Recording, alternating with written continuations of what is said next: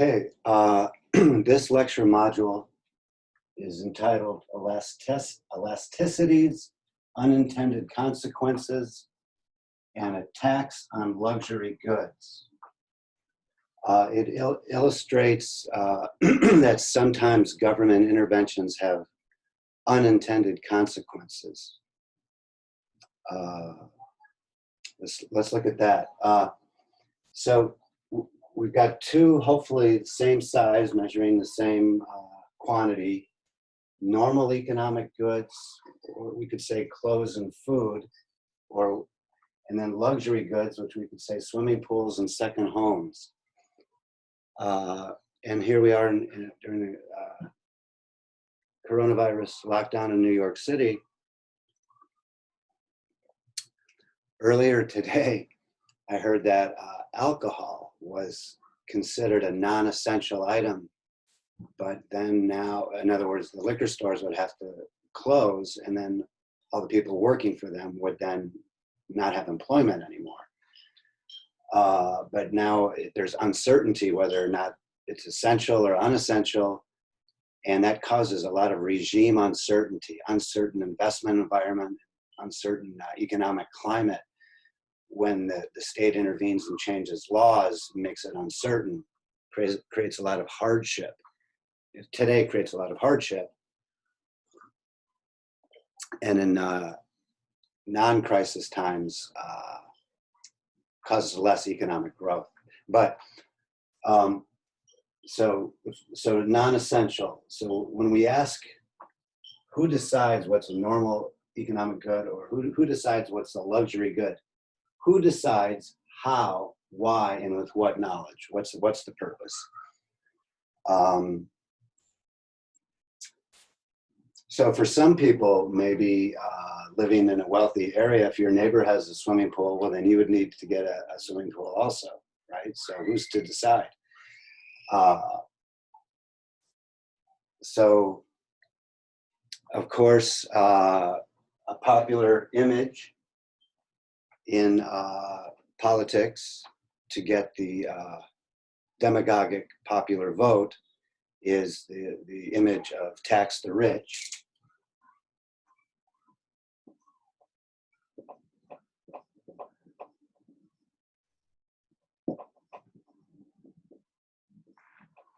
So we're going to look at the effect of taxing the rich and the comparative effects between the two different markets.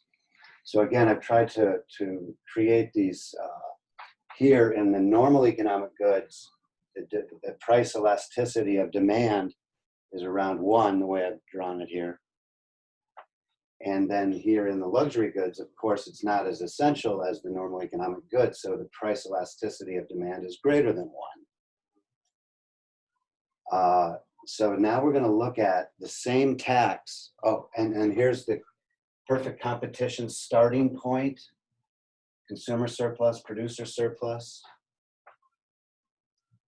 emerged perfect competition, emerged price and quantity, maximizing society's economic welfare.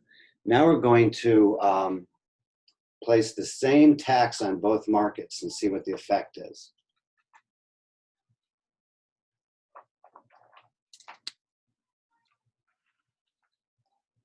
Using my favorite type of pepper, Serrano's pepper.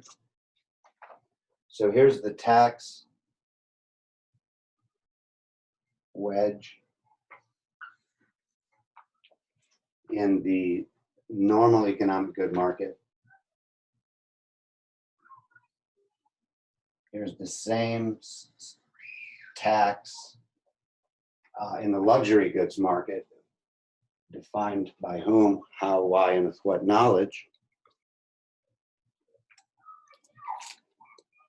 Okay, so here is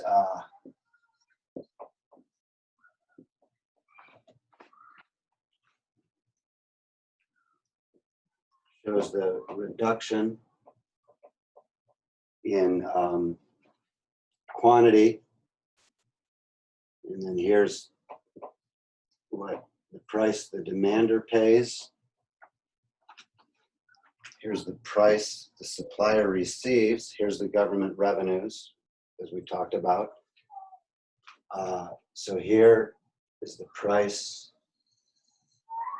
the demander pays.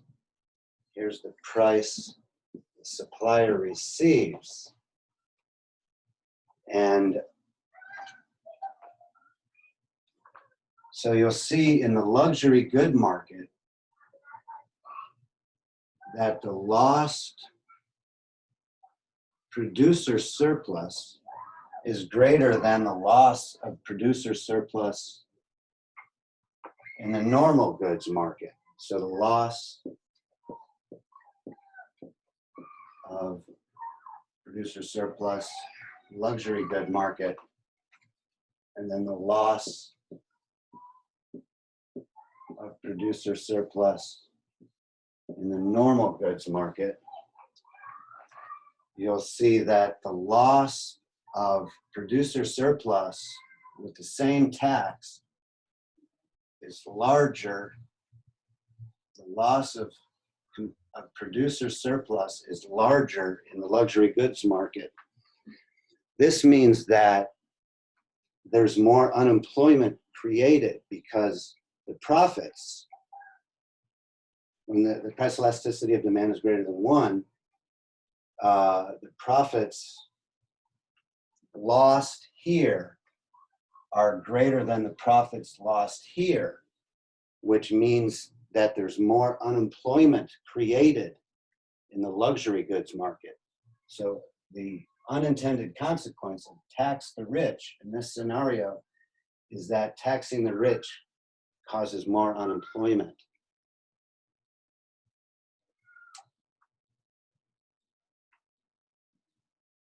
And that completes our lecture model on elasticities, unintended consequences, and the tax on luxury goods.